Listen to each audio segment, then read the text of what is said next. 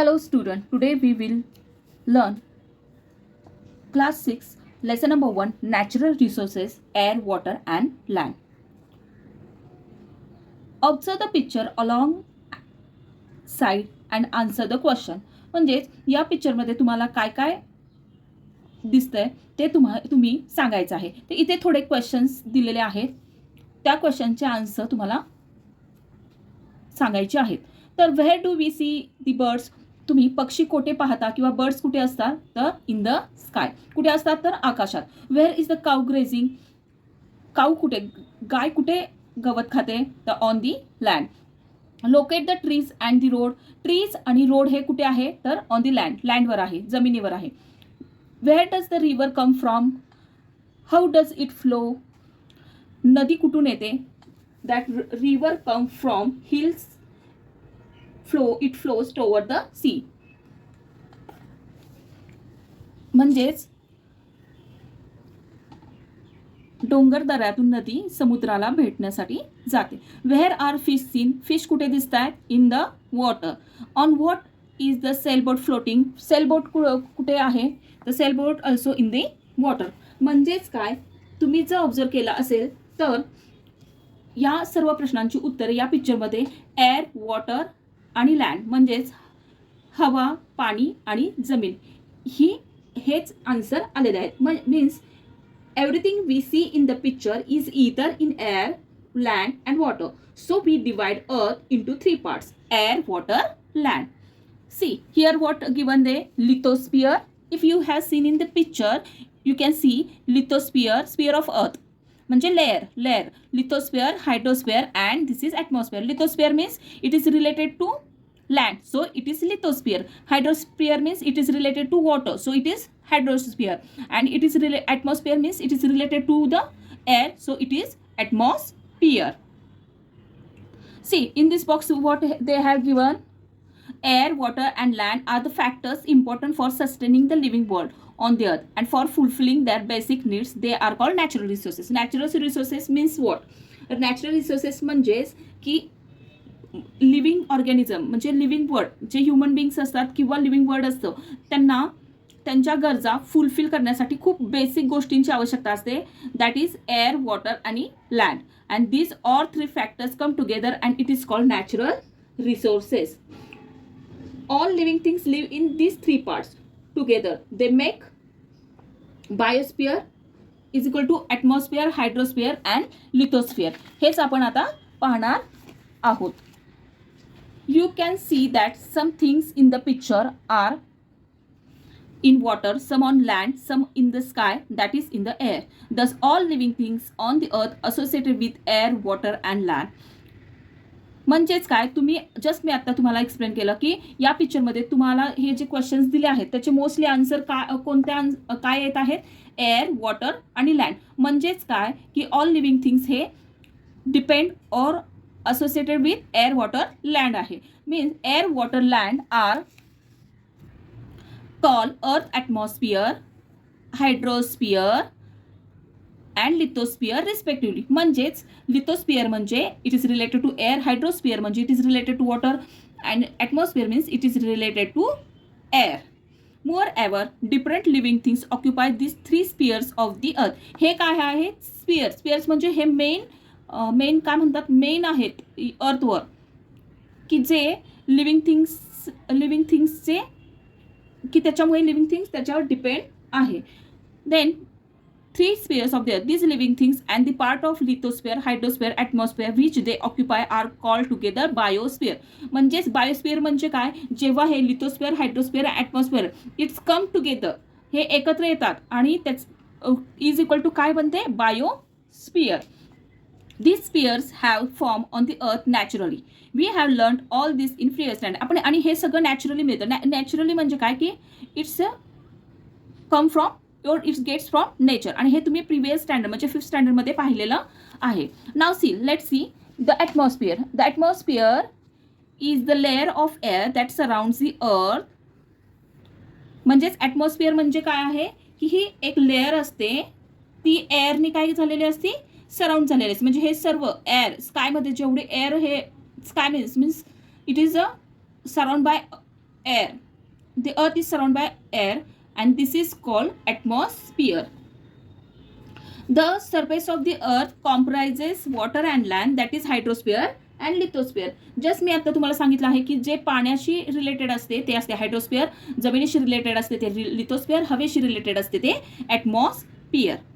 Of this the hydrosphere occupies a much larger part than lithosphere. आता इथे पहा या डायग्रॅममध्ये सपोज हा पूर्ण प्रपोर्शन आहे, म्हणजे त्यांनी प्रपोर्शन दाखवलं आहे.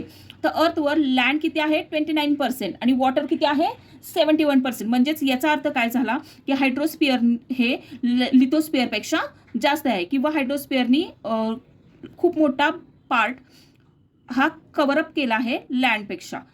So you can see in this picture the proportion of land and water. We also look upon these natural components in solid, liquid, gaseous form as resources. In other words, we use them to fulfill our requirement. Let us now study all three components in detail. म्हणजेच काय, air, water and land are natural resources. We use them in different forms, solid, liquid, gas, to meet our needs. म्हणजेच land म्हणजे solid, water means liquid and gases means air. Air form is gases. मग हे सर्व आपल्याला आपल्या day to day लाईफमध्ये गरजेचे असतात, आवश्यक असतात. तर आपण आता ते कसे आपण यूज करतो ते पाहणार आहोत. Can you recall what are the 5 layers of the atmosphere. मग ॲटमॉस्फिअरचे 5 लेयर्स कोणते आहेत तर ट्रोपोस्फिअर, स्ट्रॅटोस्फिअर, मिझोस्फिअर, थर्मोस्फिअर अँड एक्झोस्फिअर. मग ही ट्रोपोस्फिअर आहे ती लोवेस्ट लेअर आहे, 10 kilometre from above sea level. 75% air असते त्याच्यामध्ये. Stratosphere means it is above the stratosphere lies the stratosphere which extend from the top of the troposphere to about 50 kilometre above to the ground. म्हणजे इथून ट्रोपोस्फिअरपासून 50 kilometre ग्राउंडवर stratosphere असते. Then mesosphere it extend height up above 85 kilometre from the ground. Thermosphere means it lies above the mesosphere and this region where the temperature increases as you go higher. म्हणजे temperature इथून काय होतं increase होत जातं जसं जसं तुम्ही वरती जा.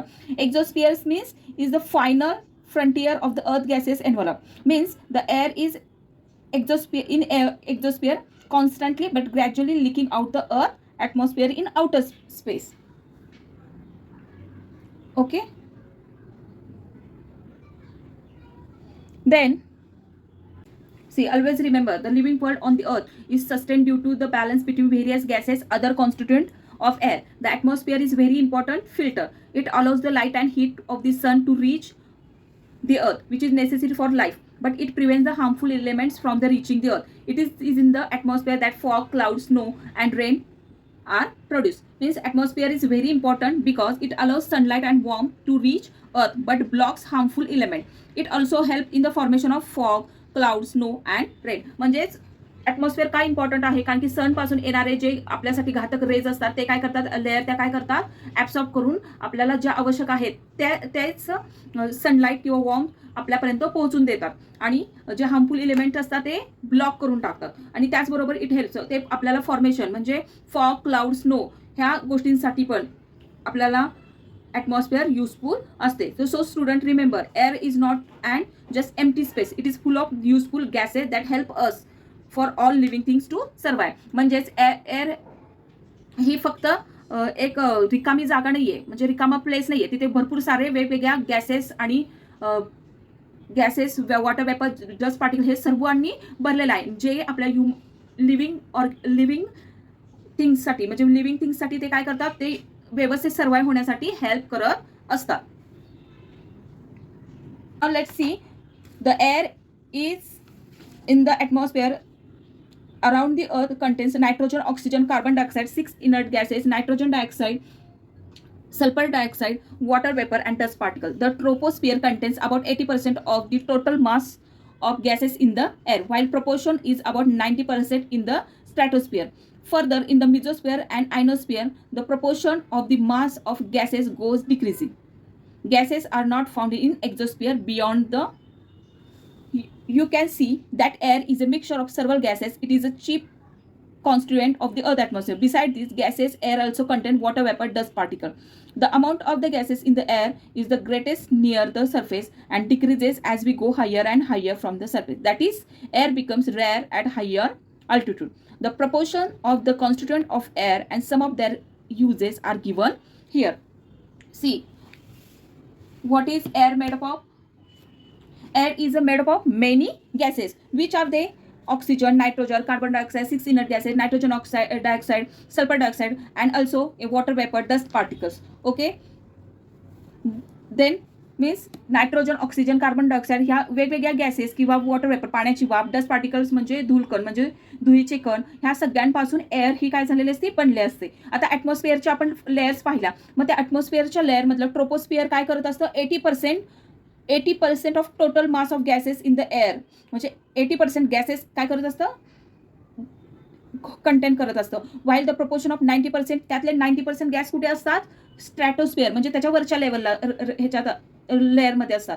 Further in the mesosphere and endosphere the proportion of the masses gases goes on decrease. जसजसे ते लेयर्स वरती जात जातील हायर अँड हायर, तर ते गॅसेसचे प्रमाण काय होत जातं, कमी होत जातं. आणि सगळ्यात शेवटची जी एक्झोस्फिअर ही लेअर असते त्याच्यामध्ये गॅसेस खूप कमी प्रमाणात फाइंड केले किंवा मिळाले जातात. मग सगळ्यात mixture of several gases chief constituent of earth on the earth's atmosphere. Beside these gases, air also contain water vapor and dust particle. म्हणजे एअर काय करते, वॉटर वेपर आणि डस्ट पार्टिकल पण म्हणजे धुळीकण आणि पाण्याची वाफ पण तिने काय केली असते, होल्ड केलेली असते. मीन्स जसं जसं वरती जाईल म्हणजे higher and higher from the surface, then that जे गॅसेस प्रमाण असतं त्या गॅसेसचं प्रमाण काय होत जातं, कमी होत जातं. And the proportion of the constituent of air and some of their uses are given here. See, first of all we will see this picture, proportion of the various gases in the air. मग air मध्ये कोणते कोणते gases असतात, nitrogen 78% असतं, oxygen किती 21%, argon 0.9%, other constituent of air 0.07%,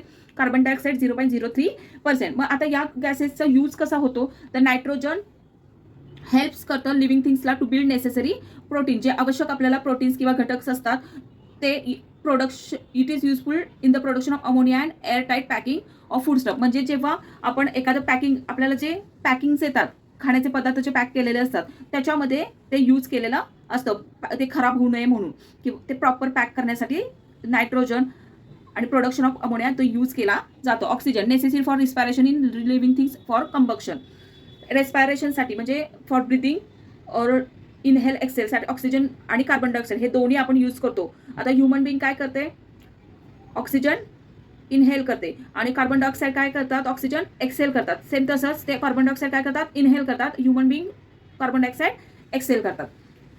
argon use in electric बल्बमध्ये argon काय केले जातात, त्यांचा वापर केला जातो.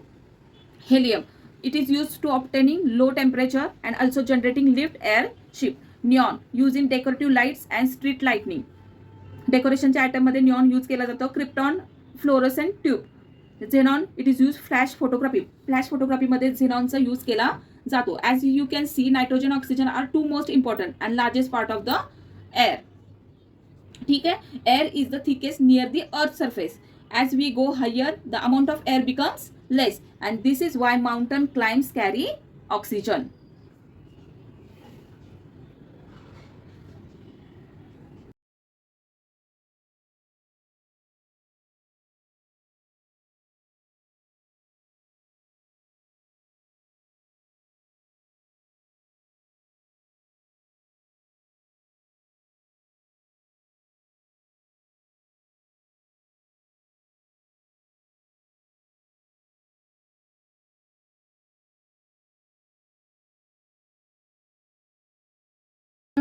See next, what is similarity in 3 pictures given below.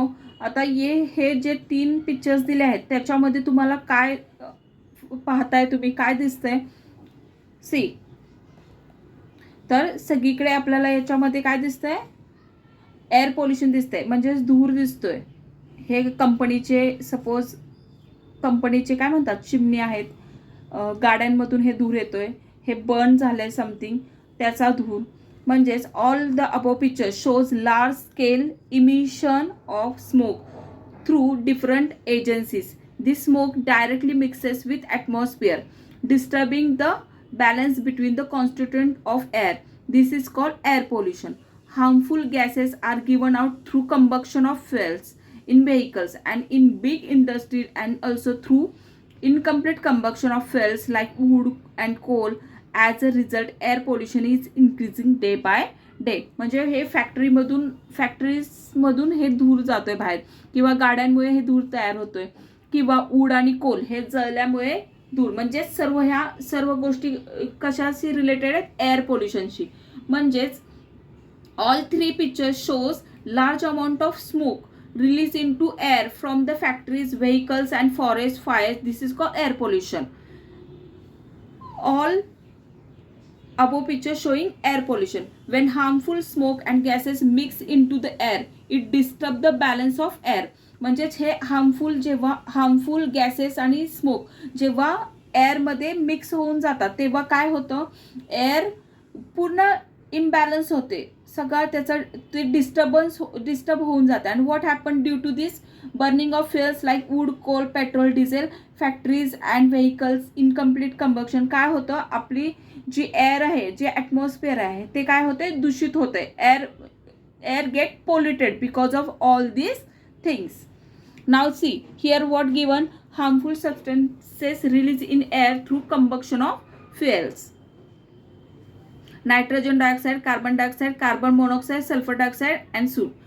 म्हणजेच काय की ह्या सर्व स्मोकमधून आपल्याला वेगवेगळे गॅसेस जे आपल्या शरीरासाठी किंवा ह्युमन बिंगसाठी किंवा लिव्हिंग थिंग्ससाठी खूप हार्मफुल आहेत, घातक आहेत, असे सर्व स्मोक किंवा हार्मफुल सबस्टन्सेस त्यातून बाहेर पडतात. Now see next is ozone layer. There is a layer of ozone means O3 gas in the lowest part of stratosphere. आता हा ओझोन O3 कोणत्या लेअरमध्ये असतो? तर स्ट्रॅटोस्फिअरमध्ये. Ozone gas is not directly useful for the survival of living things, yet it is very important for living things to have this layer of ozone at high altitude around the earth. The ultraviolet rays coming from the sun are very harmful for living things. The ozone gas absorbs these rays. As a result, life on earth is protected. The ozone layer is destroyed if chemical gases like carbon tetrachloride or the chlorofluorocarbons used in air conditioner and refrigerator mix with the air.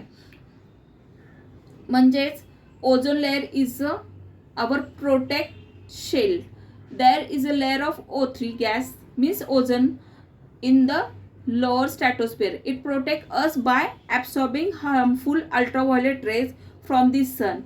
Ozone is not used for breathing, but without it ultraviolet rays would harm all living things. And the 16th of September is celebrated as Ozone Protection Day all over the world to make everyone aware of this importance of ozone. म्हणजे ozone आपल्या living थिंगसाठी किती important आहे हे कळण्यासाठी, अवेअरनेससाठी 16 September हा world wide ozone protection day म्हणून celebrate केला जातो. सनलाईटपासून किंवा सूर्यांच्या किरणांपासून आपल्यापर्यंत घातक जे किरण आहेत किंवा हार्मफुल जे रेज आहेत ते येऊ नये यासाठी ही लेअर ओझोन लेअर युजफुल ठरते. त्यातले सर्व अल्ट्राव्हायोलेट रेज म्हणजे जे हार्मफुल रेज असतात ते काय करतं? ते ॲब्सॉर्ब करतं आणि आपल्यापर्यंत जे आपल्यासाठी आवश्यक असणारे, नेसेसरी असणारे, जे आपल्या लाईफला प्रोटेक्ट करतील असेच रेज आपल्यापर्यंत येऊन पोहोचतात. म्हणजेच ओझोन लेअर हा आपल्यासाठी खूप महत्त्वाचा लेअर आहे. In metropolitan cities like Mumbai, Pune, Nagpur, boards are displayed at places of heavy traffic to show proportion of the various constituents of the air at that place. Due to these boards, we can see the amount of harmful elements in the air. इथे यामध्ये कोणते कोणते harmful elements आहेत ते show करतोय. What would have happened if there were no air on the earth? What will happen? Without breathing we can't survive in our life. Okay, correct. There would be no light, no breathing, no clouds, no weather, and protection from the sun. Then earth would become lifeless. Correct. So what is the conclusion all over this? That remember, air is not just empty space, it is a full of useful gases that help us to all living things or things. And ozone layer is a protective shell which is help to our living things to get survive, or there would not be no light, no breathing, no cloud, no weather if air is not there. Light or earth would become lifeless if there is no air on the earth. If you found this video helpful, please like, share and subscribe to my channel.